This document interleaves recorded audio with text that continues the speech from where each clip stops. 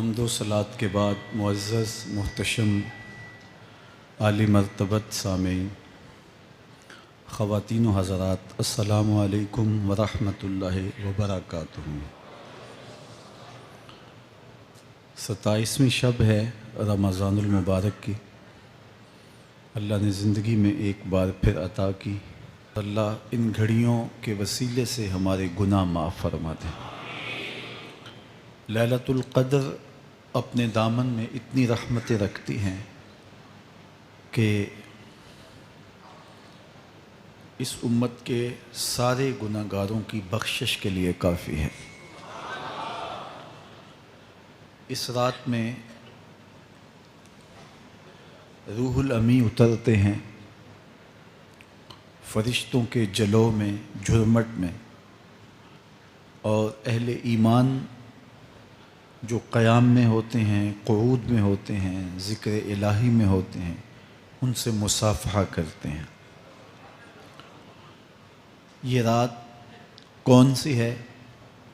ترکی خیمے میں چٹائی ایک سمت کر کے سر انور حضور نے باہر نکالا اور فرمایا کہ لیلۃ القدر کو آخری عشرے میں تلاش کرو۔ اور ایک روایت کے لفظ یہ ہیں کہ آخری عشرے کی تاک راتوں میں تلاش کرو۔ وہ تاک رات کون سی ہے؟ اس کو مخفی رکھا گیا۔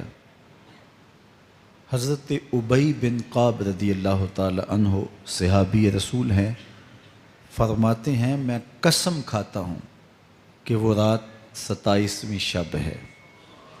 حضرت بایزید بسطامی علیہ رحمہ فرماتے ہیں مجھے زندگی میں یہ رات 2 بار ملی ہے اور دونوں بار 27ویں شب ہی تھی۔ تو ہم اللہ کی بارگاہ میں امید کا دامن پھیلائے ہیں کہ یہی شب ہو اور اس کے دامن سے پھوٹتی ضیائیں ہمارے اندر کے اندھیروں کو ختم کرنے کا ذریعہ بنے۔ مجھے آپ کو اپنے معاد کی، آخرت کی فکر کرنی چاہیے۔ یہ راتیں آتی ہیں اور چلی جاتی ہیں، اور ایک وقت آئے گا کہ یہ راتیں آئیں گی اور ہم نہیں ہوں گے۔ کتنے لوگ ایسے ہیں جو پچھلے سال تھے لیکن آج نہیں ہیں، ان سے گزشتہ سالوں میں تھے، آج نہیں ہیں۔ تو اللہ ہمیں ہر سال یہ رات مبارک کرتا ہے، نصیب ہوتی ہے۔ اللہ آپ کی قسمت میں ایسی بہت ساری راتیں نصیب کرے، لیکن بہرحال ایک وقت ایسا آنے والا ہے کہ یہ راتیں تو آئیں گی لیکن ہم موجود نہیں ہوں گے۔ تو یہ جو میسر راتیں ہیں، ان کے دامن سے پھوٹتی ضیائیں ہمیں اپنے اندر سمو لینی چاہیے کہ ہم دنیا پہ نہ بھی ہوں گے تو یہاں سے جو ہم نے نور لیا ہوگا وہ قبر میں بھی چراغاں کرے۔ باطن کی روشنی، اندر کے اجالے اور روح کا چراغاں اس رات کے دامن سے لیا جا سکتا ہے۔ حضور علیہ السلام رمضان المبارک کے آخری عشرے میں کثرت کے ساتھ عبادت کرتے تھے۔ حضرت سیدہ عائشہ رضی اللہ تعالی عنہا فرماتی ہیں کہ حضور کمر بستہ ہو جاتے اور اپنا تہ بند کس کے باندھ لیتے، خود بھی جاگتے اور اہل خانہ کو بھی بیدار رکھتے۔ زندگی میں یہ ساعتیں جو ہمیں مقسوم ہوئی ہیں، یہ سعادت بری ساعتیں ہیں۔ پچھلی امتوں کے حصے میں اس طرح کے لمحات کب آئے ہیں؟ یہ ایک رات 1000 مہینے کی عبادتوں سے افضل، بہتر اور بھاری ہے۔ میرے حضور نے ارشاد فرمایا ایک بندہ صبح سے لے کے ظہر تک مزدوری کرتا ہے، اس کو ایک کی رات دیا جاتا ہے۔ ایک بندہ ظہر سے عصر تک مزدوری کرتا ہے، اس کا وقت تھوڑا ہے، اس کو بھی ایک کی رات دیا جاتا ہے۔ اور ایک شخص عصر سے لے کر مغرب تک مزدوری کرتا ہے، اس کا وقت دونوں سے کم ہے، لیکن اس کو مزدوری 2 قیراط دی جاتی ہے۔ فرمایا پہلی مثال یہود کی ہے، دوسری مثال نصارہ کی ہے، اور تیسری مثال میری امت کی ہے کہ تھوڑے کام پر بھی اجر زیادہ رکھا گیا ہے۔ تو اس امت کو جب اتنا نوازا گیا ہے کہ ایک ایک رات اتنی برکتوں کی حامل عطا ہوئی ہے، تو پھر ہمیں بہت زیادہ کوشش کر کے برکتیں سمیٹ لینی چاہیے۔ ان گھڑیوں کے دامن سے نکلتے اجالے اپنے اندر سمو لینے چاہیے۔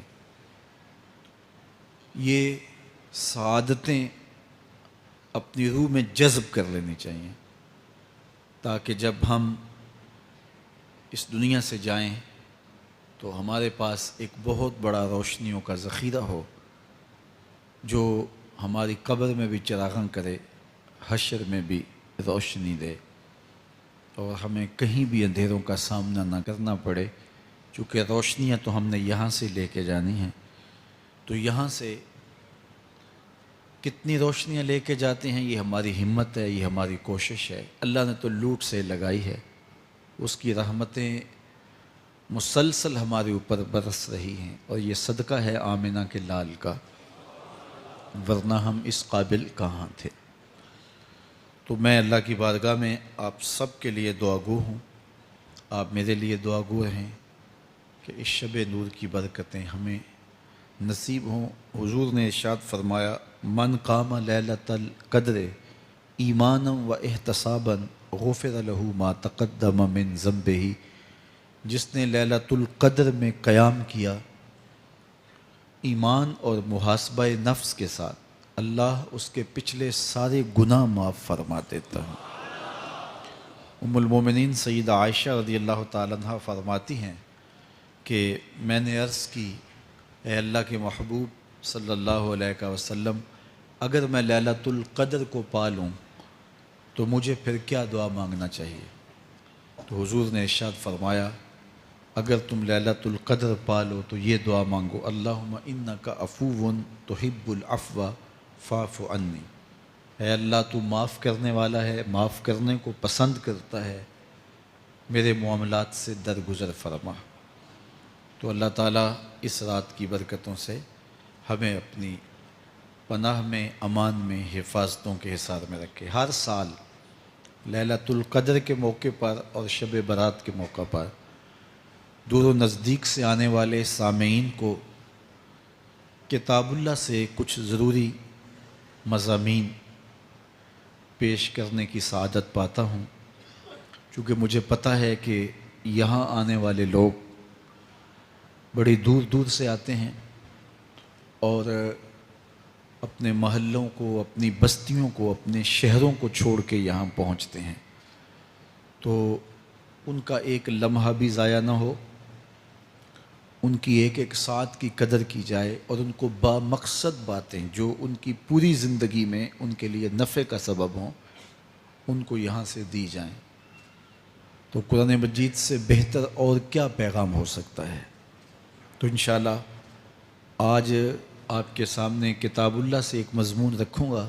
اللہ کتاب و سنت کے اجالوں سے ہمارے من کے سارے اندھیرے اور ظلمتیں دور کر دے۔ سورہ القیامہ میرا آج کا مضمون ہے، جو 40 آیات پر مشتمل ہے۔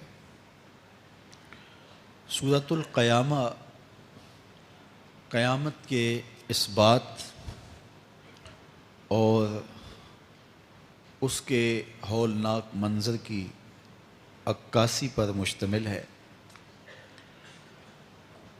معاد کا یقین ہماری زندگی میں نظم پیدا کرتا ہے۔ اگر کسی قوم کو احتساب کا یقین نہ ہو تو اس کی زندگی بے ربط ہو جاتی ہے، لوٹ مار کا بازار گرم کر لیتا ہے کہ مجھے کون پوچھنے والا ہے۔ لیکن جس قوم میں احتسابی عمل مضبوط ہو وہاں لوٹ مار کا بازار گرم نہیں ہو سکتا۔ تو دنیا کے اوپر نظم قائم رکھنے کے لیے احتسابی عمل بہت ضروری ہے۔ دنیا بھر کے دانشور یہ بات کہتے آئے ہیں۔ اگر جرائم ختم کرنے ہیں تو انصاف فراہم کرنا پڑے گا۔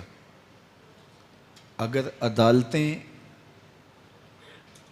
قابل فروخت مال بن جائے، تھانے بکنے لگ جائیں، تو پھر معاشرے جرائم سے پاک نہیں رہ سکتے۔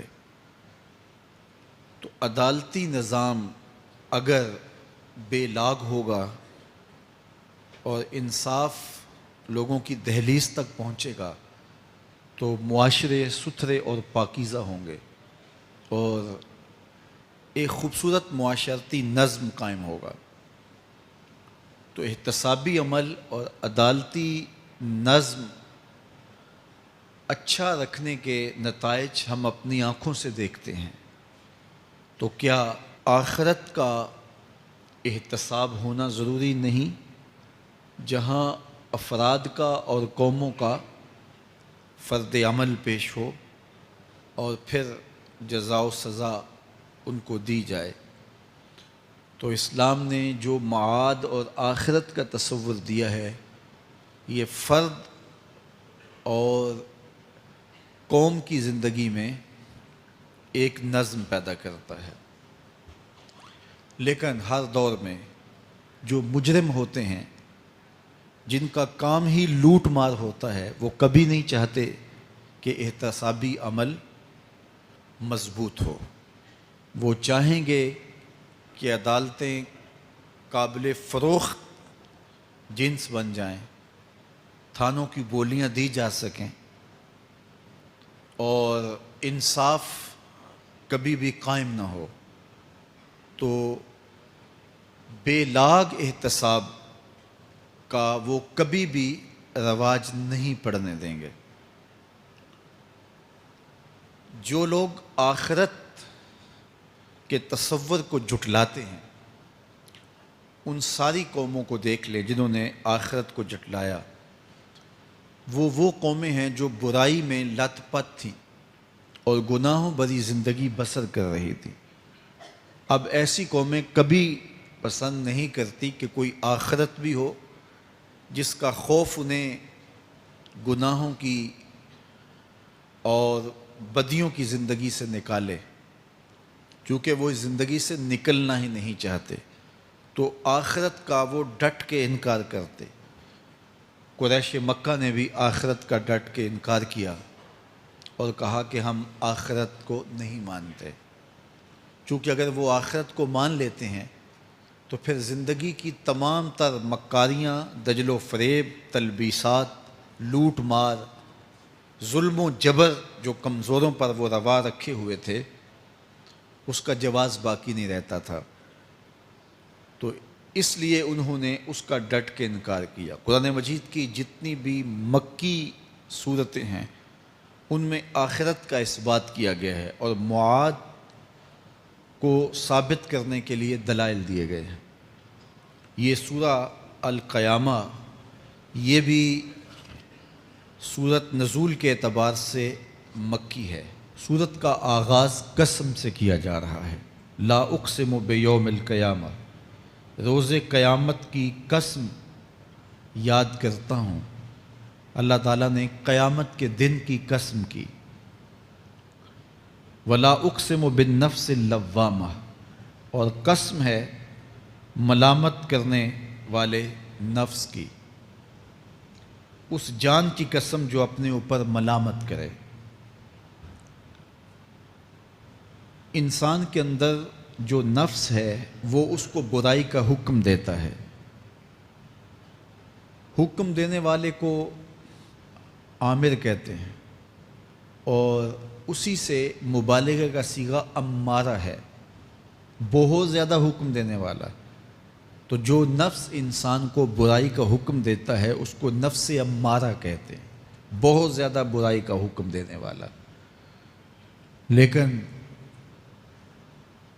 اللہ تعالیٰ جل شانہ دین کی برکت سے جب نفس کی اصلاح کرتا ہے تو نفس امارہ نفس لوامہ بن جاتا ہے، جو ملامت کرتا ہے، برائی پر بندے کو روکتا ہے. اندر ایک جنگ چلتی ہے، بندہ گناہ کرتا ہے لیکن اندر اس کا نفس اس کو ملامت کرتا ہے کہ تم غلط کر رہے ہو. تو اندر جو جنگ چل رہی ہوتی ہے، نفس ملامت کر رہا ہوتا ہے، گناہ بھی چل رہا ہوتا ہے، تمام عمر طوفان سے کھیلتے گزری، نیا کے ڈوبنے کا ڈر بھی رہا. تو یہ اندر جو کھینچا تانی ہے، ملامت اور گناہ، پھر توبہ بھی ہوتی ہے، پھر گناہ بھی سرزد ہو جاتے ہیں. تو یہ نفس لوامہ جو گناہ سے بندے کو روکتا ہے، اللہ تعالیٰ جل شانہ نے اس نفس لوامہ کی قسم کی ہے کہ مجھے قسم ہے انسان کے نفس لوامہ کی، جو اس کو برائی سے روکتا رہتا ہے اور خیر کی طرف اس کو بلاتا رہتا ہے. تو قیامت کی قسم کی اور نفس لوامہ کی قسم کی.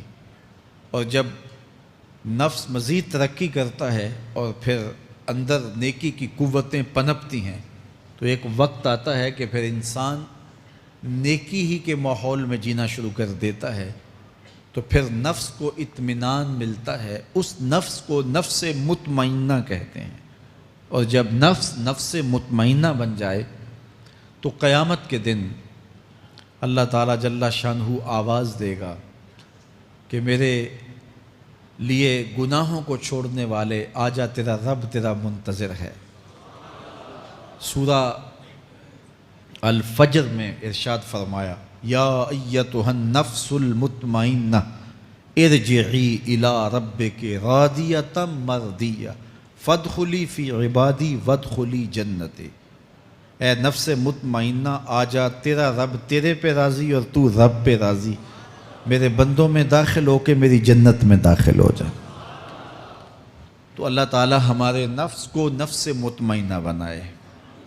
تو نفس لوامہ بھی غنیمت ہے جو گناہ پہ ملامت کرتا ہے.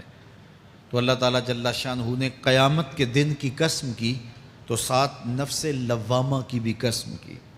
قسم تو کوئی بھی کرے تو سننے والا متوجہ ہوتا ہے کہ یہ جو قسم کی جا رہی ہے تو یہ کسی عنوان کی اہمیت کو بیان کرنا مقصود ہے. تو پھر قسم اگر رب کرے تو پھر سمجھنے کے لیے کافی ہے کہ وہ کتنا اہم مضمون ہوگا جس پہ میرا رب ہو کے قسم کر رہا ہے. تو قیامت پر اللہ تعالیٰ قسم فرما رہا ہے تاکہ اس کا قسم فرمانا اہل عقل کے لیے کافی ہو کہ اس کے اس بات کے لیے اس سے بڑی کیا دلیل ہو سکتی ہے کہ میرا رب اس پہ قسم کر رہا ہے. اَيَحْسَبُ الْإِنسَانُ أَن لَّن نَّجْمَعَ عِظَامَهُ. اللہ تعالیٰ ارشاد فرماتا ہے کہ کیا آدمی یہ سمجھتا ہے کہ ہم ہرگز اس کی ہڈیاں جمع نہیں فرمائیں گے. یہ ایک کافر تھا، عدی بن ربیعہ، یہ مراد ہے یہاں انسان سے. ایک روایت کے مطابق ابو جہل بن ہشام مراد ہے. تو یہ ابو جہل یا عدی بن ربیعہ یہ کہتے تھے کہ کیا ہڈیوں کو دوبارہ جوڑا جائے گا، دوبارہ ان کو جمع کیا جائے گا؟ یہ نہیں ہو سکتا، قیامت نہیں آ سکتی. وہ کہتے تھے یہ جہاں ہے بس ختم ہو جائے گا کام تمام، لہٰذا جو عزت پانی ہے، جو لذت حاصل کرنی ہے، جو عیش و عشرت کرنی ہے، جو کچھ کرنا ہے اسی جہان میں کر لو. آج کل بہت سارے لوگوں کا رویہ بھی یہی ہے کہ بس ٹھیک ہے، یہ دنیا ہی سب کچھ ہے، آخرت بس ایک اعتقاد کی حد تک ذہن کے کسی گوشے میں ہے، 2 لمحوں کے لیے خیال آیا تو رک گئے، پھر اپنی وہی ڈگر کی زندگی. لیکن آخرت جب تیقن کی اس منزل تک پہنچ جائے پھر انسان کہ اعمال کے اندر خود بخود جو ہے وہ نظم پیدا ہو جاتا ہے کہ چونکہ میں اللہ کے حضور پیش ہونا ہے اور ایک ایک عمل کا میں نے حساب دینا ہے۔ تو آخرت کے بارے میں یقین کی کمزوری انسان کو جو ہے وہ گناہوں کی دلدل میں پھنسا دیتی ہے۔ اس لیے آخرت کا یقین یہ بہت ضروری ہے تاکہ ہماری زندگی میں نظم پیدا ہو اور ہم اللہ کے حضور جھکنے والے، اس کے شکر گزار بندے، اس کی اتباع کرنے والے بنیں۔ تو اب وہ کافر کہتے تھے ابن ربیعہ یا ابو جہل کہ یہ جو ہڈیاں ہیں ان ہڈیوں کو کیسے دوبارہ زندہ کیا جائے گا۔ نضر بن حارث ایک کافر تھا، وہ کہیں سے قبرستان سے پرانی ہڈی اٹھا لایا اور وہ اتنی بوسیدہ تھی کہ ہاتھ کے لمس سے ٹوٹ ٹوٹ کے گرتی تھی، اور حضور کے پاس آ کھڑا ہوا اور آ کے کہنے لگا کہ کیا ان ہڈیوں کو دوبارہ زندہ کیا جائے گا؟ کون ہے ان کو جو دوبارہ زندہ کرے؟ اور ساتھ ہڈی توڑتا ہے اور اس کے ریزے زمین پہ گرتے ہیں۔ تو حضور علیہ السلام نے اللہ کی جانب سے اس کا جواب دیا۔ ذرا قرآن پڑھیے، سورہ یاسین کا آخری رکوع ہے، وَضَرَبَ لَنَا مَثَلًا وَنَسِیَ خَلْقَهُ قَالَ مَن يُحْیِی الْعِظَامَ وَهِیَ رَمِیمٌ۔ اب وہ باتیں کرنے لگ گیا ہے، اس کی زبان بولنے لگی ہے، اب کہاوتیں ہمارے لیے لاتا ہے، اور کیا کہتا ہے؟ مَن يُحْیِی الْعِظَامَ وَهِیَ رَمِیمٌ، ان ہڈیوں کو کون زندہ کرے گا جبکہ اتنی بوسیدہ ہو گئی ہیں۔ تو یہ نضر بن حارث حضور کے سامنے ہڈی لایا تھا اور توڑتا تھا اور کہتا تھا یہ ہڈیاں زندہ ہوں گی، ان ہڈیوں کو دوبارہ اٹھایا جائے گا جو اتنی بوسیدہ ہو گئی ہیں کہ ہاتھوں کا لمس بھی گوارا نہیں کرتی، اس کو دوبارہ زندہ کیا جائے گا، کون زندہ کرے گا؟ جواب سنو، قُلْ يُحْیِیہَا الَّذِی أَنشَأَہَا أَوَّلَ مَرَّةٍ، اے محبوب فرما دیجئے اب تو ہڈیاں موجود ہیں، جب ہڈیاں بھی نہیں تھیں تو جس رب نے انسان بنایا ہڈیوں کو جوڑ کے نہیں بنا سکتا۔ اب تو میٹیریل موجود ہے، جب میٹیریل بھی موجود نہیں تھا۔ هل اتی علی الانسان حین من الدہر لم یکن شیئا مذکورا، انسان پر وہ وقت بھی آیا ہے جب یہ قابل ذکر چیز ہی نہیں تھا، اس کا نقشہ نہیں تھا، اس کی صورت نہیں تھی، اس کا میٹیریل نہیں تھا، اس کا مادہ نہیں تھا، لیکن جس نے حضرت انسان بنایا، پانی کی بوند سے تخلیق کیا، تو اب کیا وہ ہڈیوں کو جوڑ کر انسان نہیں بنا سکتا؟ تو یہ کفار بات کرتے تھے کہ نہیں نہیں نہیں، اتنی بوسیدہ ہڈیوں کو کیسے زندہ کیا جائے گا، یہ بات سمجھ میں نہیں آتی۔ پھر ان کے ذرے بکھر گئے، بعض انسانوں کو جانور چیڑ پھاڑ کے کھا گئے، کچھ وہ کھا گئے، کچھ ہڈیاں پڑی رہ گئیں، کچھ ان کی ہڈیاں راکھ بن کے اڑ گئیں۔ تو کیسے ہو سکتا ہے کہ ان کو دوبارہ زندہ کیا جائے، ان کے اجزاء جوڑے جائیں؟ اب یہ عدی بن ربیعہ نے بھی یہی کہا۔ اللہ ارشاد فرماتا یحسب الانسان ان لن نجمع عظامہ، یہ آدمی گمان کرتا ہے، کہتا ہے کیا ہڈیوں کو دوبارہ زندہ کیا جائے گا؟ اللہ فرماتا ہے کیوں نہیں، ہم اس بات پہ قادر ہیں کہ اس کے انگلیوں کے پور پور کو دوبارہ کھڑا کر دیں، اور اس کے اجزاء جو بکھرے ہوئے ہیں ان کو ہم اکٹھا کر کے دوبارہ ان کو جوڑ دیں، ہمارے لیے کوئی مشکل نہیں ہے۔ لیکن یہ اس کا خیال ہے کہ ہڈیوں کو کیسے جوڑا جائے گا، لیکن سورہ یاسین میں جو دلیل دی اس پہ کس قدر جو ہے وہ اشش کرنے کو جی چاہتا ہے۔ فرمایا کہ قُلْ یُحْیِیہَا الَّذِی أَنشَأَہَا أَوَّلَ مَرَّةٍ، یہ کہتے ہیں یہ ہڈیاں کون جوڑے گا؟ کہا جب ہڈیاں بھی نہیں تھی، جس نے ہڈیاں بنائی اس کے لیے جوڑنا کیا مشکل ہے؟ تو یہ عجیب تم نے بات کی۔ تو اللہ تعالیٰ جل شانہ قیامت کے دن ہمارے وجود دوبارہ اٹھائے گا اور اپنے حضور بندوں کو کھڑا کرے گا اور ان سے سوال پوچھے گا۔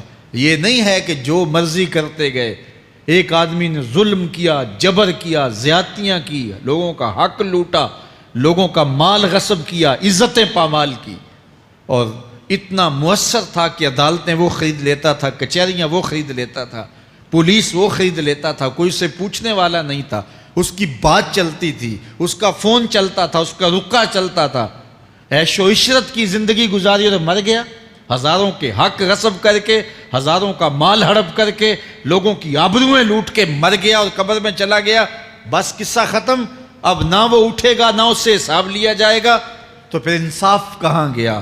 ایک عدالت ایسی ہونی چاہیے کہ جس عدالت میں اس کو بھی پکڑا جائے اور ٹکٹکی پہ باندھا جائے کہ دنیا پر تو کسی نے تجھے پکڑا نہیں، اس عدالت میں تیرے خلاف سلطانی گواہ بھی موجود ہیں اور تجھے گناہوں کا، جرم کا بدلہ بھی دیا جائے گا، اور منصف جو ہے وہ انصاف کرے اور ان مظلوموں کو کھڑا کیا جائے کہ دنیا پر تو تمہاری داد رسی کسی نے کی، اس دربار میں تمہاری پوری پوری داد رسی کی جائے گی۔ عقل مانتی ہے کہ ایک ایسا دربار ہونا چاہیے، ایسا احتسابی عمل ہونا چاہیے، ایک ایسی عدالت لگنی چاہیے کہ جس کا کہیں جسے انصاف نہیں ملا اس کو وہاں جا کے انصاف ملے، اور وہ دن قیامت کا دن ہے۔ اس کا یقین زندگی میں نظم پیدا کر دیتا ہے اور تھر تھر بدن کانپتا ہے کہ آج اگر ہم مؤثر بھی ہو جائیں اور کسی کے سامنے جواب دے نہ ہوں، لیکن ایک عدالت تو ہے جہاں ہم نے جواب دہ ہونا ہے اور اپنے ایک ایک عمل کا حساب دینا ہے۔ تو اللہ ارشاد فرماتا ہے کہ اس عدالت کے سامنے تم نے پیش ہونا ہے، تمہارے جوڑ جوڑ کو اللہ تعالیٰ دوبارہ کھڑا کرے گا اور اس کو دوبارہ تخلیق کرے گا اور پیدا کرے گا، اور تم دوبارہ کھڑے ہو جاؤ گے، اس کی حضور پیش ہوگے۔ بل یرید الانسان لیفجر امامہ، بلکہ آدمی چاہتا ہے کہ اس کی نگاہ کے سامنے بدی کرے۔ استغفر اللہ۔ یہ ایک ظالم کافر تھا، وہ حضور کی خدمت میں آیا، کہنے لگا میں نہیں مانتا قیامت آئے گی۔ حضور نے اس کو دلائل دیے، تو جب دلائل کے سامنے بے بس ہو گیا تو کہنے لگا کہ جس قیامت کی آپ بات کرتے ہیں وہ قیامت آ بھی گئی تو میں نہیں مانوں گا۔ اللہ اکبر۔ تو وہ انکار کرنے والوں کی انتہا ہوتی ہے، اور ذرا دیکھیے وہ کیا بول رہا ہے، بل یرید الانسان لیفجر امامہ۔ اس کی سرکشی دیکھیے، اس کا تمرد دیکھیے۔ وہ کہتا ہے اچھا اگر قیامت قائم ہوئی تو یہ گناہ، یہ جرم، یہ بدی، یہ بدکاریاں، یہ ظلم جو میں کرتا ہوں، یہ بدکاریاں رب کے سامنے کروں گا۔ کیسی ڈٹائی ہے، مذاق اڑاتا ہے، تمسخر اڑاتا ہے آخرت کا۔ کہتا ہے جو بدیوں کا کاروبار میں نے گرم کیا ہے، جو بدکاریاں میری زندگی کا معمول ہیں، جو داد عیش دیتا ہوں، جو عزتوں کو پامال کرتا ہوں، جو غریبوں کے پنجے توڑتا ہوں، جو لوگوں کا حق غصب کرتا ہوں، جو برائیاں کرتا ہوں، اگر قیامت قائم بھی ہو گئی تو میں یہ سارے جرم رب کے سامنے کروں گا، پھر وہ مجھے پکڑ کے دکھائے۔ اللہ اکبر۔ یسأل ایان یوم القیامہ۔ پھر پوچھتا ہے اچھا قیامت کب آئے گی؟ یہ تمسخر کے طور پہ پوچھتا ہے، لاؤ نہ قیامت، کب آئے گی قیامت؟ میں جرم رب کے سامنے کرنا چاہتا ہوں۔ اللہ اکبر۔ اب جواب سنیے۔ اب لفظوں کا ترجمہ اس زور سے کیا ہی نہیں جا سکتا جس زور کے لفظ ہیں۔ وہ کہتا ہے قیامت کب آئے گی؟ میں تو یہ جرم رب کے سامنے کرنا چاہتا ہوں، کوئی قیامت نہیں ہے، مذاق اڑاتا ہے۔ قیامت کب آئے گی؟ آواز آئی فَإِذَا بَرِقَ الْبَصَرُ وَخَسَفَ الْقَمَرُ وَجُمِعَ الشَّمْسُ وَالْقَمَرُ۔ جب قیامت آئے گی تو آنکھیں چندھیا جائیں گے، چاند بے نور ہو جائے گا، سورج اور چاند اکٹھے ہو جائیں گے۔ یقول الانسان یومئذ این المفر۔ آج جو کہتا ہے کہاں ہے قیامت، اس دن بھاگتا پھرے گا، کوئی پناہ گاہ ہو بتاؤ، کوئی ہے ٹھکانہ چھپنے کا، کوئی پناہ گاہ ہے؟ کلا لا وزر۔ آواز آئے گی کوئی ٹھکانہ نہیں ہے، آج کوئی ٹھکانہ نہیں ہے۔ الی ربک یومئذ المستقر۔ اگر ٹھکانہ ہے تو صرف رب کے پاس ہے، انہیں ٹھکانہ ملے گا جو رب کے بندے ہیں اور اس کی دہلیز پہ آنے والے ہیں۔ ینبأ الانسان یومئذ بما قدم واخر۔ اللہ تعالیٰ اس دن بتا دے گا جو آگے بھیجا اور وہ بھی بتا دے گا جو پیچھے چھوڑا۔ ایک ایک چیز تشت ازبام ہو جائے گی۔ یوم تبلی السرائر فما لہ من قوت ولا ناصر۔ اللہ فرماتا سارے راز کھل جائیں گے، جو بند کمروں میں جرم کیے، داد عیش دیتا رہا، وہ بھی کھل جائیں گے، اور پھر کوئی طاقت نہیں ہوگی، کوئی زور نہیں ہوگا، کوئی زر نہیں ہوگا جو اس کو بے نقاب ہونے سے بچا سکے۔ اے داور حشر میرا نامہ اعمال نہ پوچھ، اس میں کئی پردہ نشینوں کے بھی نام آتے ہیں۔ تو وہ کتنا سخت دن ہوگا۔ ارشاد فرمایا جائے گا کہ جو آگے بھیجا، جو پیچھے چھوڑا، جو جرم کرتا رہا، جو نیکیاں کی، جو برائیاں کی، سب کچھ تشت ازبام ہو جائے گا۔ بل الانسان علی نفسہ بصیرہ۔ بلکہ آدمی خود اپنے حال پر اچھی طرح خود آگاہ ہے. ہم اسے نامہ اعمال کے دفتر دیں گے جہاں سب کچھ لکھا ہوگا. قرآن بتاتا جب نامہ اعمال سامنے آئے گا تو وہ بے ساختہ پکار اٹھے گا, ما لہذا الکتاب لا یغادر صغیرۃ ولا کبیرۃ الا احصاها. ہائے اس کتاب کو کیا ہوا, اس نے چھوٹی بڑی کوئی بات نہیں چھوڑی, سب کچھ لکھ دیا. نامہ اعمال سامنے ہوگے, زمین بولے گی, ہاتھ پاؤں بولیں گے, فرشتے بولیں گے, کرامن کاتبین بتائیں گے یہ کیا کیا جرم کرتا رہا, کیا کیا گناہ کرتا رہا. تو اس دن ہر شے سامنے آ جائے گی. تو یہ تو ثبوت ہوں گے ہی ہوں گے, لیکن اللہ فرماتا ہے ثبوت تو اپنی جگہ, لیکن بل الانسان علی نفسہ بصیرہ. کیا انسان کو خود نہیں پتا کہ وہ کہاں کھڑا ہے؟ اس کو اپنے جرائم کی فہرست خود یاد ہے, اس کے ضمیر پہ خود اس کا بوجھ موجود ہے. اسے یہ نامہ اعمال نہ بتاتے, فرشتے نہ بتاتے, پھر بھی اسے پتا تھا کہ میں کیا ہوں اور کہاں میں نے جرم کیا ہے. وَلَوْ أَلْقَى مَعَاذِيرَهُ. اللہ اکبر. اگر اس کے پاس جتنے بہانے ہوں سب لا ڈالے, جب بھی کوئی اس کا بہانہ نہیں سنا جائے گا. قیامت کا دن ہوگا, دنیا کے اوپر تو بہانوں سے انسان بچ نکلتا ہے. کوئی جھوٹ بول لیا, کوئی جھوٹا گواہ پیش کر دیا, کوئی مکر کر لیا, کوئی رشوت چل گئی, کوئی سفارش کام آ گئی, کوئی بہانہ تراش لیا, بات کو توڑ موڑ کے پیش کر لیا. لیکن قیامت کا جب دن ہوگا تو کوئی نہ جھوٹا گواہ چلے گا, نہ رب کی پولیس رشوت لیتی ہے, نہ وہاں انصاف کے خلاف کوئی کام ہوگا, اور نہ ہی کوئی بہانہ چل سکے گا. اللہ اکبر. دوسری بات مفسرین نے یہ بھی لکھی کہ بعض اوقات یہ ہوتا ہے کہ انسان اپنے گناہ پر, اپنے جرم پر کوئی بہانہ تلاش کر کے لوگوں کو مطمئن کر لیتا ہے. جو اس نے جرم کیا, کسی سے زیادتی کی, کسی کا حق غصب کیا, تو لوگوں نے ملامت کی تو وہ کوئی بہانہ تلاشتا ہے اور لوگوں کو مطمئن کر لیتا ہے. بعض کا لاجواب کر دیتا ہے, بعض کا مطمئن بھی کر لیتا ہے. وہ لوگوں کو تو مطمئن کر لیتا ہے لیکن وہ خود مطمئن نہیں ہو سکتا.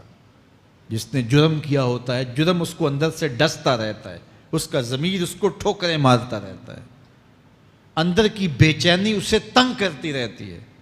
اگرچہ وہ دلائل سے, مکر و فریب سے, باتوں کو توڑ موڑ کے عذر کر لیتا ہے, کوئی بہانہ بنا لیتا ہے, لیکن اس کے باوجود اس کے اندر کوئی چین, اندر کوئی اطمینان نہیں ہوتا. اللہ اکبر. تو مجرم بے چین رہتا ہے. آج ہماری بے چینیوں کا ایک سبب ہمارا مالک کی دہلیز سے منہ موڑنا اور بہت سارے دیدہ نادیدہ گناہوں کا ارتکاب کرنا ہے.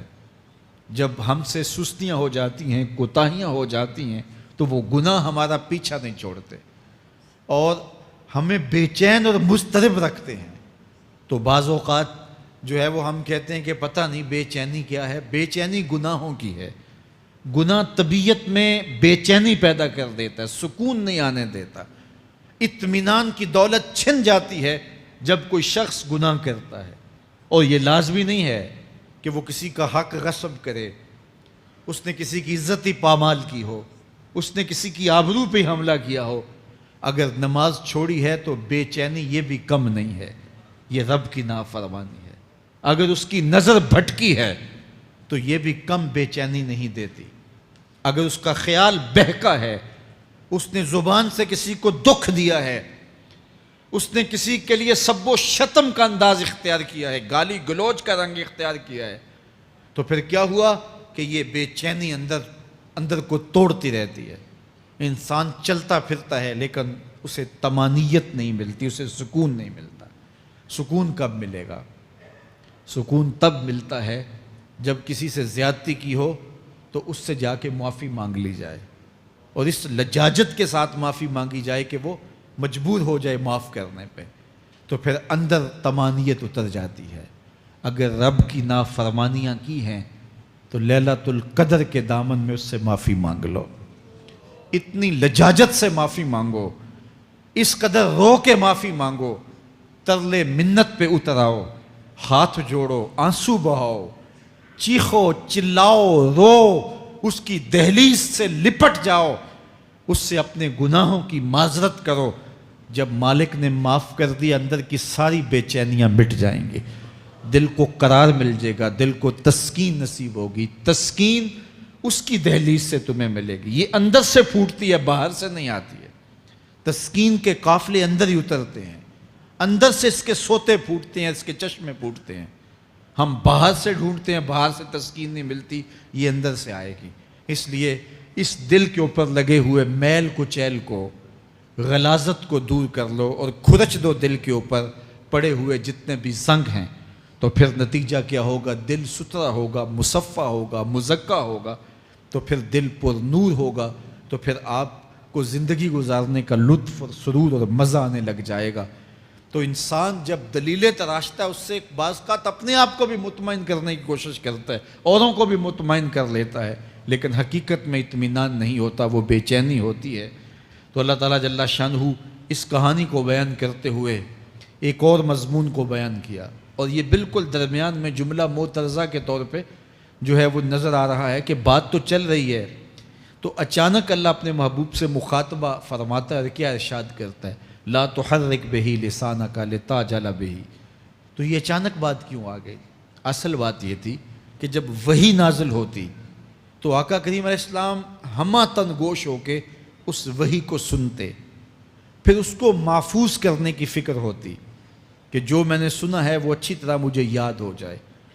اور پھر آقا کریم علیہ السلام کی تیسری فکر یہ ہوتی کہ اس کے جو معارف ہیں, اسرار ہیں, اور اس کے جو ثمرات ہیں, اس کی جو تفصیلات اور نکلنے والے اس کے نتائج ہیں, وہ بھی اچھی طرح جو ہے وہ میں سمجھ پاؤں. تو یہ تین مشقتیں بیک وقت حضور گوارا کر رہے ہوتے. اب قیامت کا ہولناک منظر جو پیش کیا گیا, اور پھر انسان جب اپنے رب کی نافرمانی کرتا ہے تو جو اس کا حال ہوتا ہے, تو یہ سارے مضامین کو اللہ کے محبوب سن رہے تھے. حضور کے قلب اطہر پر گرانی آئی, اور میرے رب کو کیسے گوارا تھا.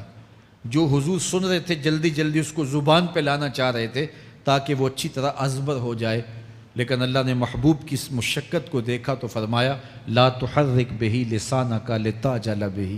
محبوب آپ اپنی زبان کو جنبش نہ دیں, آپ جلدی کرتے ہیں تاکہ وہ جو میں نے سنا ہے وہ میری زبان پہ آ جائے. ان علینا جمعہ و قرآن, یہ ہمارے اوپر ہے, ہم آپ کے دل میں جمع بھی کریں گے. جو آپ کو سکھایا ہے وہ آپ کو یاد بھی رہے گا, وہ آپ بھول نہیں سکیں گے. فَإِذَا قَرَأْنَاهُ فَاتَّبِعْ قُرْآنَهُ, اور جب ہم پڑھ لیں تو پھر اس کے بعد آپ اس کو دہرائیں پڑھیں. ثُمَّ إِنَّ عَلَيْنَا بَيَانًا, پھر اس کی تفصیل بھی ہمارے ذمہ ہے, اس کا بیان بھی ہمارے ذمہ ہے. اس سے وہ لوگ جو حجیت حدیث کا انکار کرتے ہیں اور پھر وہ کہتے ہیں کہ نہیں بس قرآن مجید کی آیات ہی ہیں, اس کے علاوہ اور کچھ نہیں ہے, وہ من اللہ نہیں ہے, تو یہاں غور کرنا ہے. ثم ان علینا بیانہ فرمایا گیا, پھر ہمارے اوپر ہے اس کا بیان جو آپ کو ہم القاء کریں. اور آقا کریم نے فرمایا, سنن نسائی کی روایت ہے, انما اوتیت القرآن ومثلہ معہ, مجھے قرآن دیا گیا اور قرآن جتنے اور علوم بھی میرے سینے میں رکھے گئے. تو صرف قرآن ہی نہیں اتارا گیا حضور کے سینے میں, حضور کے سینے میں بہت کچھ نازل کیا. حضور کا سینہ گنجینہ ہے اسرار و معانی کا, اور اللہ تعالیٰ جل شانہ نے اپنے محبوب کو بہت کچھ عطا کیا. یہ بیان کرنے کے بعد فرمایا کلا بل تحبون العاجلہ وتذرون الآخرہ. اللہ اکبر. کوئی نہیں بلکہ یہ جو تم لوگ ہو اے کافرو, تم اس چیز کو پسند کرتے ہو جو بالکل نقد ہے, جو جلد ملنے والی ہے. دنیا کا سودا نقد ہے, دنیا کے نفع نقد ہیں, دنیا کی لذات نقد ہیں. شیطان کہتا ہے اب چوری کرو اب مال آئے گا, اب زنا کرو اب لذت ملے گی, اب ڈاکہ کرو اب امیر ہو جاؤ گے. تو دنیا کے سودے نقد ہیں اور آخرت کے وعدے ادھار ہیں. تو ارشاد فرمایا بل تحبون العاجلہ, تم دنیا کی جو عاجل چیزیں ہیں, جو بالکل نقد سودے ہیں, تم ان کے پیچھے پڑتے ہو. وتذرون الآخرہ, اور آخرت کو چھوڑتے ہو. دوسرے مقام پہ ارشاد فرمایا سورہ الاعلیٰ میں بل تؤثرون الحیات الدنیا والآخرۃ خیر وابقیٰ, تم دنیا کی جیتی زندگی کو ترجیح دیتے ہو، حالانکہ آخرت بہتر بھی ہے اور دائمی بھی۔ میں آپ کی توجہ چاہوں گا، آخرت بہتر بھی ہے اور دائمی بھی، لیکن تمہاری ترجیح یہ دنیا ہے جس کی آخرت کے مقابلے میں کوئی حیثیت ہی نہیں ہے۔ حضور نے ارشاد فرمایا، اگر کسی کو جنت میں ایک کوڑا رکھنے کی جگہ مل جائے، ایک ڈنڈا رکھنے کی جگہ مل جائے، دنیا و ما فیہا کی دولتوں سے وہ زیادہ قیمتی ہے۔ 7 براعظموں پہ پھیلی ہوئی کائنات، سمندروں کی تہوں میں قیمتی موتی، پہاڑوں کے دامن میں قیمتی معدنیات، مالیاتی اداروں کے پاس سرمائے، لوگوں کے پاس دولت کے انبار، یہ سارے اکٹھے کر لیے جائیں اور ان کی قیمت لگائی جائے، اور جنت میں ایک ڈنڈا رکھنے کی جگہ، ایک عصا رکھنے کی جگہ، ایک کوڑا رکھنے کی جگہ، وہ جگہ پھر بھی زیادہ قیمتی ہے۔ پراپرٹی ویلیو ہوتی ہے نا، وہ کہتے ہیں کہ دور دراز دیہات سے 10 ایکڑ فروخت کریں تو یہاں ہمارے بائی پاس پہ اگر لیں تو 1 کنال جگہ آئے گی، 10 ایکڑ فروخت کر کے یہاں 1 کنال ملے گی۔ اور اگر آپ مزید اس کو فروخت کر کے مزید جو ہے وہ کسی مہنگے علاقے میں چلے جائیں تو ہو سکتا ہے 2 مرلے اس 10 ایکڑ کے مقابلے میں آئیں۔ تو اس طرح مختلف جگہوں کی پراپرٹی ویلیو ہوتی ہے۔ اللہ کے محبوب جنت کی پراپرٹی ویلیو بتا رہے ہیں۔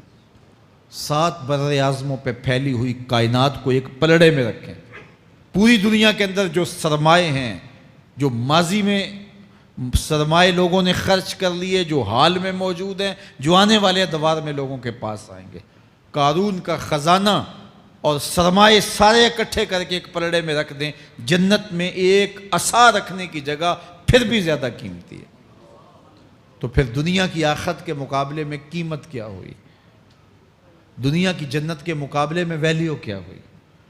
اور جنت میں سب سے کم جگہ کس کو ملے گی؟ جو سب سے آخر میں جائے گا۔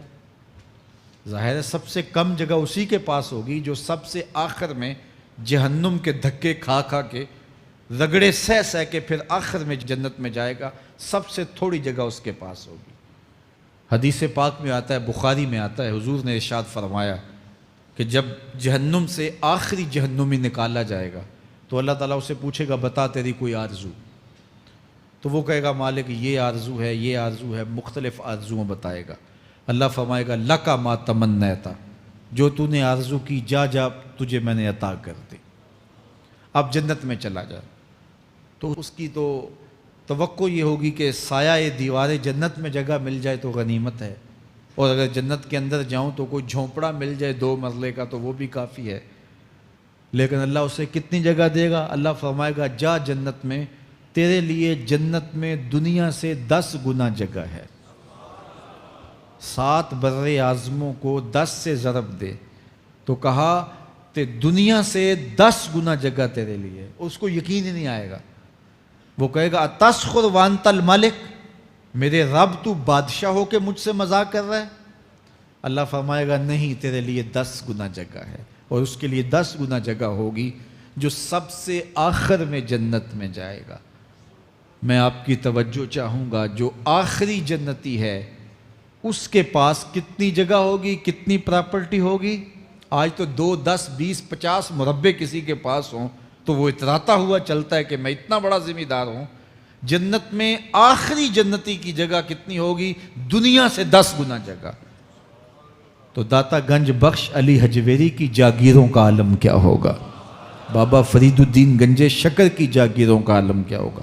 پھر اصحاب رسول کی جاگیروں کا عالم کیا ہوگا؟ قیمتی کتنی جگہ کہ ایک ڈنڈا رکھنے کی جگہ مل جائے، دنیا و ما فیہا سے وہ قیمتی، اور وہ قیمتی جگہ دنیا سے 10 گنا جگہ اس کو دی جائے گی جو سب سے آخر میں جائے گا۔ تو مجھے بتائیے، اس سے بڑا بے وقوف کوئی ہے جو آخرت کو برباد کر کے دنیا کا سودا کرتا ہے؟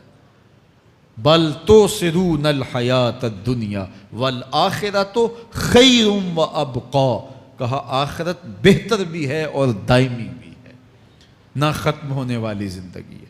تو یہاں بھی ارشاد فرمایا، کلا بل تحبون العاجلہ وتذرون الآخرہ، تم نقد کے پیچھے دوڑتے ہو، آخرت جو ادھار ہے اس کی پرواہ نہیں کرتے ہو۔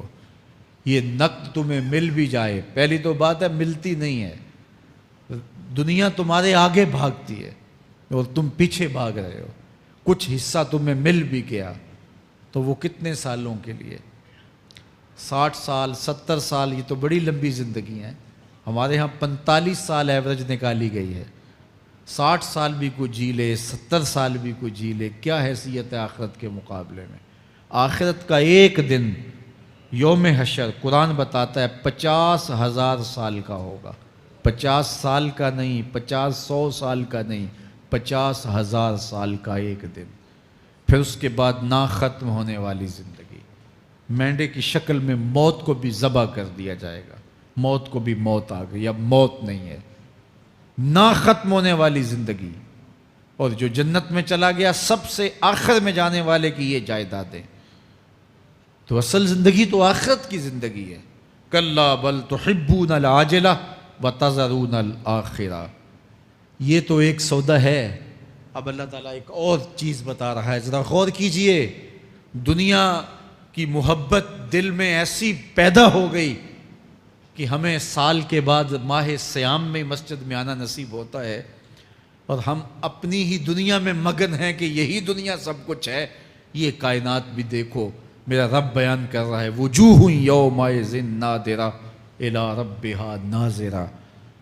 وہ دن جب آئے گا تو جب بندے اس کے حضور حاضر ہوں گے، جنہوں نے اپنی زندگی حزم و احتیاط سے گزاری ہوگی، رب کی اتباع میں، فرما برداری میں، اس کے حکموں کو پورے کرتے بسر کی ہوگی، پھر ان کو صلہ کیا ہوگا؟ اللہ فرمایا کچھ چہرے ہوں گے جو تر و تازہ ہوں گے، کھل کے گلاب ہو جائیں گے، چہرے منور اور تابہ ہوں گے۔ یہ اتنے کھلے کیوں ہوں گے؟ چہرے گلاب کیوں ہوں گے؟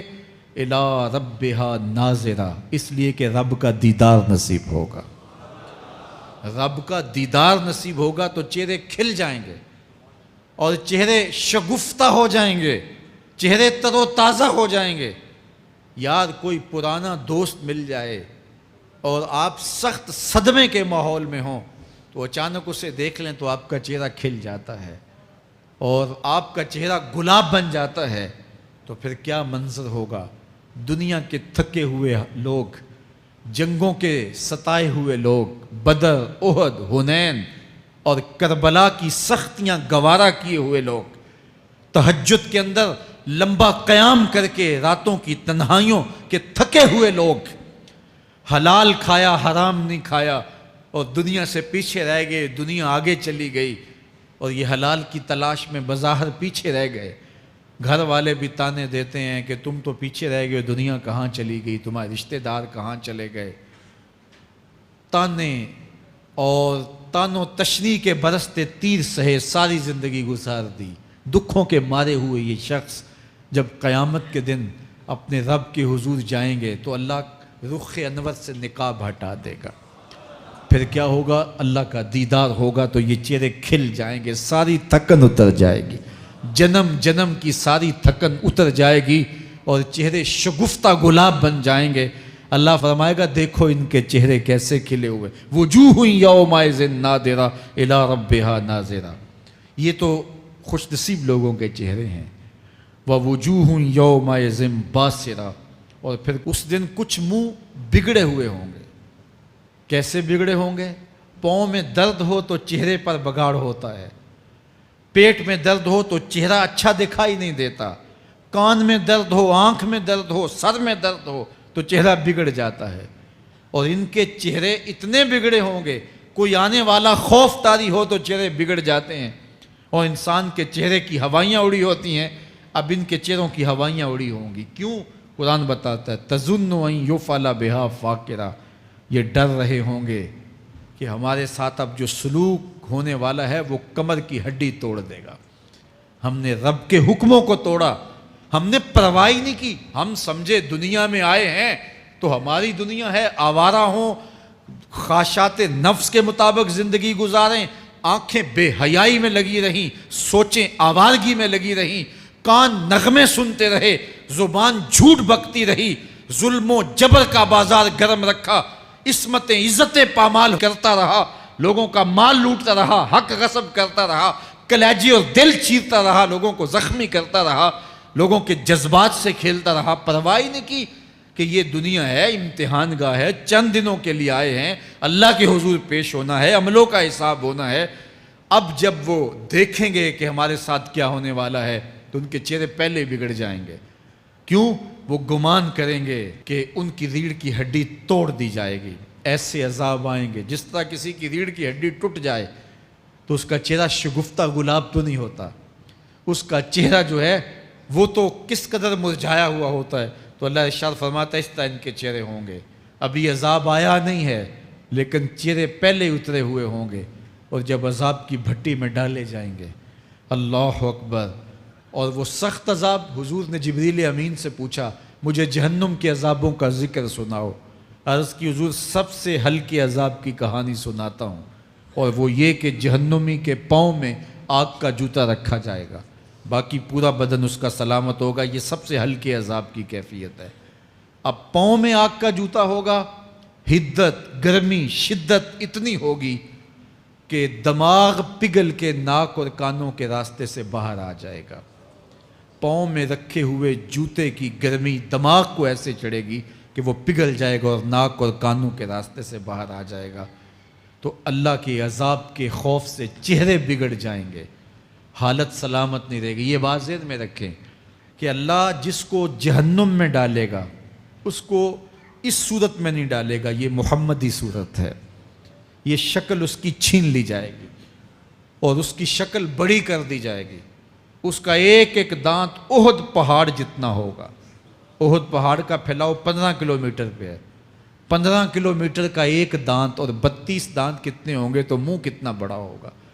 اس کو اتنا بڑا اس لیے کیا جائے گا تاکہ وہ عذاب کی تکلیف زیادہ سہے۔ 70 گز موٹی کھال ہوگی، اور کھال جل جائے گی تو اللہ قرآن میں فرماتا ہے ہم نئی کھال دے دیں گے تاکہ عذاب کی تکلیف اس کو گوارا کرنی پڑے۔ پھر چیخے گا، چلائے گا، ہائے مجھے پانی دو، پانی دو، پیاس کی شدت ہے۔ 70 سال تک تو اس کی کوئی آواز ہی نہیں سنے گا۔ 70 سال کے بعد داروغہ جہنم چیخ کر کہے گا کیا مانگتا ہے؟ وہ بولے گا مجھے پانی چاہیے۔ کہا جائے گا تو بھی ملتا ہے پانی۔ پھر داروغہ جہنم اسے پانی دے گا، کوکا کولا کی بوتل دے گا یا پیپسی تھما دے گا یا منرل واٹر کی بوتل دے گا؟ نہیں، قرآن بتاتا ہے اسے مائے حمیم دیا جائے گا، کھولتا ہوا پانی، اور وہ اتنا گرم ہوگا جب پینے کے لیے چہرے کے قریب کرے گا اس سے اٹھتی ہوئی بھاپ کی وجہ سے چہرے کی کھال ادڑ کے اس کے اندر گر پڑے گی، لیکن اس کے باوجود اس کو پینا پڑے گا۔ اللہ فرماتا ہے یہ دنیا ہی سب کچھ نہیں ہے، سمجھ لیا یہی سب کچھ ہے، آخرت کو بھول گئے، صبح اٹھے کام پہ چلے گئے، شام آئے آوارگی میں چلے گئے، صدائیں آتی رہیں حی علی الصلاۃ حی علی الفلاح، کوئی پرواہ نہیں کی، نہ پیشانیوں نے سجدے کیے، نہ سوچوں میں پاکیزگی آئی، زندگی یوں گزار کے چلے گئے۔ ایسے نہیں، کہا ایک وہ ہوں گے جن کے چہرے شگفتہ گلاب ہوں گے، ایک وہ ہوں گے جن کے چہرے بگڑے ہوئے ہوں گے۔ اللہ اکبر، کلا اذا بلغت التراقی، یہ تو قیامت کا منظر ہے نا، قیامت سے قبل بھی ایک منظر ہے، اللہ اس منظر کو بھی بیان کر رہا ہے۔ کلا اذا بلغت التراقی، ہاں ہاں جب جان گلے کو پہنچ جائے گی۔ اے انسان تیرے اوپر وہ گھڑی بھی آنے والی ہے، وہ وقت بھی آنے والا ہے جب سانس اس ہنسلی میں اٹک جائے گا، جب سینے سے بھی سانس اوپر چلی گئی، اب ڈاکٹر بھی لا علاج قرار دے رہے ہیں کہ اب علاج نہیں رہا ہے، جان بس اب نکلنا چاہ رہی ہے، اور کہا جائے گا کوئی جھاڑ پھونک والا بلاؤ۔ اب ڈاکٹروں نے تو جواب دے دیا، اب سانس اٹک گئی گلے میں، چند لمحوں کی مہمان ہے۔ اب ڈاکٹروں نے کہا اب ہماری جانب سے لا علاج ہو گیا، اب لے جاؤ اس کو گھر یا وینٹیلیٹر پہ ڈال دیتے ہیں اس کو، بس اب ہماری جانب سے کوئی اس کا علاج نہیں ہے۔ اب گھر والے روتے ہیں، کہتے ہیں کوئی جھاڑ پھونک والا لاؤ، کوئی دم والا لاؤ، شاید وہ کوئی دم کرے تو اس کی جان میں جان آ جائے۔ ڈاکٹروں نے تو لا علاج قرار دے دیا۔ وَظَنَّ عَنَّهُ الْفِرَاقُ، اللہ فرماتا ہے یہ تو جھاڑ پھونک والے کو ڈھونڈ رہے ہیں، لیکن جس کی سانس یہاں اٹکی ہے وہ سمجھ گیا ہے اب موت آ گئی ہے، اس کو یقین ہو گیا ہے کہ اب موت کے لمحے آ گئے ہیں، اب میں بچ نہیں پاؤں گا، اب آنکھیں تاڑے لگی ہوئی ہیں، وَالْتَفَّتِ السَّاقُ بِالسَّاقِ، پنڈلی پہ پنڈلی چڑھ رہی ہے۔ جب موت آ جاتی ہے تو پھر پنڈلی سے پنڈلی لپٹ جاتی ہے، اس کو پھر جدا کرتے ہیں اور جدا کر کے دونوں انگوٹھے باندھ دیتے ہیں تاکہ پنڈلی کے اوپر پنڈلی نہ چڑھے۔ اللہ وہ منظر بیان کرتا ہے، صاحب یہ وقت آنے والا ہے جب دونوں انگوٹھے باندھ دیے جائیں گے، جب ناک میں روئی ٹھونس دی جائے گی، جب چٹے لباس میں کفن دیا جائے گا، جب غسال کے سامنے بے بس پڑے ہوں گے، وہ چاہے یہ بازو اٹھائے چاہے یہ بازو اٹھائے، گرم پانی ڈالے یا سرد پانی ڈالے، جب بس پڑے ہوئے ہوں گے جو ہے وہ غسل دینے والوں کے، اور ناک میں روئی ہوگی اور دونوں انگوٹھے آپس میں بندھے ہوں گے۔ یہ محل، یہ ماڑی، یہ کوٹھیاں، یہ بنگلے جس کو سویر شام لگ کے حلال حرام کی تمیز کیے بغیر بنایا تھا، غوث اعظم رضی اللہ تعالیٰ عنہ بولے مکان بنا رہا ہے، بسیں گے اور حساب تو جا کے دے گا، اور یہ تو ایک رات بھی تجھے اس گھر کے اندر نہیں رکھیں گے کہ چلو ایک رات مہمان رکھ لیں۔ کہتے ہیں نہیں نہیں، مہمانوں نے بھی جانا ہے تو جلدی کرو، اس کو سپرد کراؤ، وہ تو تیرا لباس بھی پھاڑ کے اتاریں گے، خود غسل دینے کے لیے تیار بھی نہیں ہے، تجھ سے خوف آنے لگا ہے۔ جاندی واری ڈرونا بنے ہوتے، ہاتھ نہ لاندے ڈر دے، جنہ لئی تو پاپ کمائے اج کتھے نہیں تیرے کر دے۔ آج تو وہ تیرے ساتھ تجھے غسل دینے کے لیے آمادہ نہیں ہے۔ وَالْتَفَّتِ السَّاقُ بِالسَّاقِ، جب پنڈلی پہ پنڈلی چڑھنے لگ جائے گی، إِلَىٰ رَبِّكَ يَوْمَئِذٍ الْمَسَاقُ، اس دن تیرے رب کی طرف ہی لوٹ کے جانا ہے۔ فَلَا صَدَّقَ وَلَا صَلَّىٰ، اس نے نہ تو سچ مانا اور نہ نماز پڑھی، وَلَٰكِنْ كَذَّبَ وَتَوَلَّىٰ، ہاں جھٹلایا اور منہ پھیر کے چل پڑا۔ ثُمَّ ذَهَبَ إِلَىٰ أَهْلِهِ يَتَمَطَّىٰ، پھر اپنے گھر کو اکڑتا ہوا چلا۔ اولا لک فاولا ثم اولا لک فاولا، تیری خرابی آ پہنچی، ہاں تیری خرابی آ پہنچی۔ ایحسب الانسان ان یترک سدی، انسان دنیا میں یہ گمان کرتا ہے اس کو سدا چھوڑ دیا جائے گا۔ سدا عربی میں ایسے اونٹ کو کہتے ہیں جس کی مہار کسی کے ہاتھ میں نہ ہو، شترے بے مہار، جہاں مرضی جس گھاٹ سے چاہے پانی پیے، جہاں سے مرضی چارہ لے، تو شترے بے مہار کو کہتے ہیں سدا۔ تو یہ انسان بھی گمان کرتا ہے کہ میں بھی سدا ہوں، مجھے کوئی کیوں پوچھے، میرے جذبات پہ کوئی کیوں قدغن لگائے، مجھے کیوں روکے کوئی۔ بالخصوص جوانی کے ایام کے اندر جوان کو بڑا ہوتا ہے کہ کوئی مجھے کیوں، وہ تو ماں باپ کے کہنے میں بھی نہیں آنا چاہتا، وہ کہتا ہے کیوں مجھے روکتے ہیں، میری جوانی ہے، میرے جذبات ہیں، مجھے آزادی سے جینے دو، کیوں میرے راستے میں رکاوٹ بنتے ہو، میں سدا ہوں۔ اللہ فرماتا ہے نہیں، ایک اونٹ تو سدا ہو سکتا ہے، جس کو میں نے اشرف المخلوقات بنایا ہے اس کو تو سدا نہیں چھوڑوں گا، اس کو تو پابند بناؤں گا حکام کا۔ اب وہ کہتا ہے کہ نہیں نہیں، یہ کیسے دوبارہ اٹھائے جائیں گے؟ اب دوبارہ وہی بات پھر آ گئی، الم یک نطفۃ من منی یمنی، اللہ فرماتا ہے ایک بوند تھی نا، پانی کا ایک قطرہ تھا جو رحم مادر میں رکھا گیا، ثم کان علقہ، پھر وہ پانی کا قطرہ لوتھڑا بنا، فخلق فسوی، پھر اللہ نے اسے پیدا فرمایا اور پھر ٹھیک ہموار کیا، فجعل منہ الزوجین الذکر والانثی، پھر اس سے وہ جوڑ بنائے، کوئی مرد بنایا کوئی عورت بنائی۔ کہا اب غور کر، اب تیری آنکھیں دیکھتی ہیں، بجلیاں چمکتی ہیں، تیری زبان کا طوطی بولتا ہے، لوگ اشش کرتے ہیں تیری گفتگو پہ، تیری گفتار پہ صدقے جاتے ہیں، تیرے لہجے کے جمال کو دیکھتے ہیں، تیرے سینے کا زور، تیرے پنجوں کی طاقت، تیری دماغ کی تیزیاں اور تیری سوچوں کے اجالے، تیری زوردار ٹانگیں، تیرے کڑیل بازو اور تیری چوڑی چھاتی اور تیرے گلاب کی پتیوں جیسے ہونٹ، اے انسان یہ سب کچھ کہاں تراشا گیا؟ ماں کے رحم میں، اس تاریکی میں جو 3 پردوں میں تھی، تیرا سر تیرے گھٹنوں میں تھا، اور تیرے رب نے وہاں تیرے اندر نسوانیت یا رجولیت کی صلاحیتیں پیدا کی، تیری آنکھوں میں چمک پیدا کی، تیرے کانوں میں نغمے بکھیرے، تیری زبان کے پٹھوں پہ قوت ذائقہ رکھی، تجھے بولنے کی صلاحیت دی، تیرے پنجوں میں زور رکھا۔ آج تو مفتی شہر ہے، آج تو علامۃ الدہر ہے، آج تو قاضی القضات ہے، آج تو منسٹر ہے، آج تو وزیر اعظم ہے، آج تو پہلوان ہے، آج تو شہزادہ ہے، آج تو بادشاہ ہے، آج تو زوراور ہے۔ آج تیری طاقت کے کیا کہنے، آج شیروں کو تو نچا لیتا ہے، ہاتھیوں کو تو بٹھا لیتا ہے، آج تو بڑا زوراور گھڑ سوار ہے، آج تیری طاقت کے کیا کہنے، تو کشتی کرتا ہے، زمانہ دیکھنے آتا ہے، آج تیری طاقت کے شوہرے ہیں، تیری عظمت کے تنتنے ہیں، لیکن انسان تو ایک ناپاک قطرہ تھا اور رحم مادر میں تھا۔ تیرے اندر یہ رنگ کس نے بھرے، تیرے کانوں میں نغمے کس نے رکھے، تجھے دماغ کی قوتیں کس نے دی، زبان کو بولنا کس نے سکھایا، آنکھوں میں توانائیاں کس نے رکھیں، تیری زبان کا طوطی بولتا ہے، یہ سلیقے کس نے دیے؟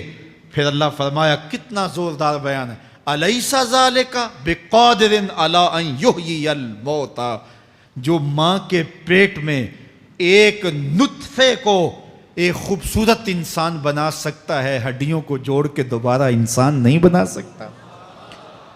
کیا وہ دوبارہ تجھے کھڑا نہیں کر سکتا اپنے سامنے پیش ہونے کے لیے، جس کے حکموں کو تو نے توڑا ہے، جس کے فرامین کا تو نے مذاق اڑایا ہے؟ کیا وہ اتنا ہی بے بس ہے کہ اپنے حضور تجھے جو ہے وہ کھڑا ہی نہیں کر سکتا ہے؟ جس رب نے تجھے ماں کے شکم میں شکل دی، حضرت شیخ فرید الدین عطار بولتے ہیں، سانے کزتی سلاتی می شود، ایسا کاریگر ہے مٹی سے بادشاہ بنا ڈالتا ہے۔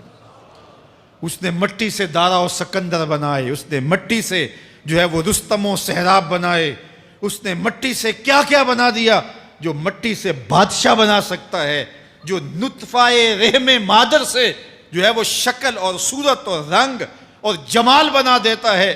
تیری صورت نکھرتی ہے، تیرے ہونٹ گلابی ہیں اور تیری نرگسی آنکھیں ہیں، تیرے ریشمی بال ہیں اور تیری خوبصورت رنگت ہے، تو چال چلتا ہے تو لگتا ہے قیامت چل رہی ہے، تیرا قد رانا جو ہے وہ صنوبر کو شرماتا ہے، تیری گفتار کے تنتنے ہیں۔ جس نے اتنی خوبصورت شکل ماں کے رحم میں بنائی، کیا وہ ہڈیوں کو جوڑ کے دوبارہ انسان نہیں بنا سکتا؟ وہ دوبارہ انسان بنائے گا اور پھر تجھے اپنے حضور کھڑا کرے گا۔ اور ایک حدیث میں آتا ہے، اللہ بندے کو اپنے حضور کھڑا کرنے کے بعد اپنے سامنے سے ہٹنے نہیں دے گا جب تک 5 سوال نہیں پوچھ لے گا۔ ان عمرہ ہی فیما افنا ہو، اس کی عمر کے بارے میں پوچھے گا، کہاں ضائع کی؟ میں نے تجھے زندگی دی، 60 سال 70 سال 40 سال 50 سال، اس زندگی کو کہاں گزار کے آیا ہے؟ ان شبابہ فیما ابلا ہو، اس کی جوانی کے بارے میں پوچھا جائے گا، جوانی کہاں گزار کے آیا ہے؟ مجنوں تو نہیں بنا رہا، خواہشات کا اسیر تو نہیں ہو گیا، دیوانوں کی طرح زندگی تو نہیں گزار کے آ گیا؟ تیری جوانی کسی چوک میں تو نہیں گزری، تیری جوانی آوارگی میں تو نہیں گزری، ساری رات سوشل میڈیا کے اوپر گندگی اور غلاظتیں تو نہیں دیکھتا رہا؟ تیری زندگی گزری کہاں ہے؟ تیری جوانی گزری کہاں ہے؟ اگر کوئی جواب نہ ہوا تو پھر کیا جواب دے گا؟ اور وہ کتنا خوش نصیب ہوگا جو کہے گا، مالک میری جوانی سجدوں میں گزری، میری جوانی قیام میں گزری، میری جوانی رکوع میں گزری۔ میرے حضور فرماتے ہیں، سبعۃ یظلھم اللہ فی ظلہ یوم لا ظل الا ظلہ، 7 اشخاص ایسے ہیں قیامت کے دن جب کوئی سایہ نہیں ہوگا، اللہ ان 7 کو اپنے عرش کا سایہ دے گا۔ ان میں سے دوسرا شخص میرے حضور نے بیان فرمایا، وشاب نشأ فی عبادت اللہ، وہ جوان جس کی جوانی اللہ کی عبادت میں گزری۔ جوانوں، اپنی زندگی کو مالک کی دہلیز پہ لے آؤ۔ جوانی وہی ہے جو مالک کی چوکھٹ پہ گزرے۔ اپنے دل کا تعلق جوڑو، عشق کرنا ہے تو پھر آمنہ کے لال سے کرو، محبت کا رشتہ ان سے جوڑو، تعلق کا ربط ان سے قائم کرو، جوانی کو دین کی راہ پہ ڈالو۔ اللہ اکبر، سنو میرے حضور کا فرمان، انا حبیب اللہ، میں اللہ کا حبیب ہوں۔ پھر فرمایا، الشاب التائب حبیب اللہ، جو جوان جوانی میں توبہ کرے وہ بھی اللہ کا حبیب ہے۔ آؤ اللہ کے حبیب بن جاؤ۔ اللہ کے حبیب بن جاؤ، اللہ کے حبیب بن جاؤ، اللہ کے محبوب بن جاؤ۔ لیلۃ القدر کی گھڑیاں ہیں، رات کا پچھلا پہر ہے۔ اللہ کے حضور یہ عہد کر کے اٹھو، مالک جو زندگی گزر گئی، آئندہ جوانی کا ایک ایک لمحہ تیرے لیے گزرے گا۔ جیوں گا تو تیرے لیے، مروں گا تو تیرے لیے۔ میری ایک ایک سانس تیرے نام وقف ہوئی، میری زندگی کی ایک ایک ساتھ تیرے نام وقف ہوئی۔ میں اپنا سب کچھ تیرے لیے پیش کرتا ہوں۔ میری زندگی کا مالک بھی تو ہے، میری موت و حیات کا خالق اور مالک بھی تو ہے۔ یہ زندگی تو نے دی، تیری امانت ہے، تیرے حضور ہی پیش کرتا ہوں۔ اور لیلۃ القدر کی گھڑیوں میں اس عزم کے ساتھ گھروں کو لوٹو کہ اللہ میری زندگی کا ایک ایک لمحہ تیرے نام ہوا، آنے والے موسم تیرے نام ہوئے، میری جوانی تیرے نام ہوئی، میرے آنسو تیرے نام ہوئے، میری پیشانی تیرے نام ہوئی، میرے دل کی دھڑکن تیرے نام ہوئی، میری صلاحیتیں تیرے نام ہوئی۔ میری زبان بولے گی تو تیری تسبیح بولے گی، تیرے ذکر کے ترانے پڑے گی، میرے کان سنیں گے تو قرآن کے نغمے سنیں گے، میری آنکھیں دیکھیں گی تو مالک تیری قدرت کی نشانیاں دیکھیں گی، تیرے رسول کا روضہ دیکھیں گی، تیرا کعبہ دیکھیں گی۔ مالک میری زبان سچائی کے نور سے مالا مال ہوگی اور میں ساری زندگی تیرے نام کرتا ہوں۔ اور جب آپ اپنی ساری زندگی اللہ کے نام کر دیں گے تو پھر وہ پوری کائنات تمہارے نام کر دے گا۔ کی محمد سے وفا تو نے تو ہم تیرے ہیں، یہ جہاں چیز ہے کیا لوح و قلم تیرے ہیں۔ اللہ آپ سب کو اپنی پناہ میں، امان میں اور حفاظتوں کے حصار میں رکھے۔